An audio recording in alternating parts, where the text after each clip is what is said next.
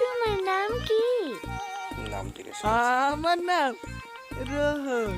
রোহন। খুব সুন্দর নাম। তোমার কোনো গার্লফ্রেন্ড আছে? গার্লফ্রেন্ড কি? গার্লফ্রেন্ড কি জানে না? মা, গার্লফ্রেন্ড মানে জানো না? তুমি কাউকে ভালোবাসো কিনা তাই জিজ্ঞেস করছি। না না, দাদি কোনো মেয়ের সাথে ভালোবাসা করতে মানা করেছে। এই কি বোকা রে, চুপ কর। আমার মতন সুন্দরী মেয়ে পেলে প্রেম করবা না? তোমার মতো খুব খুশি হয়েছে। জানিনি।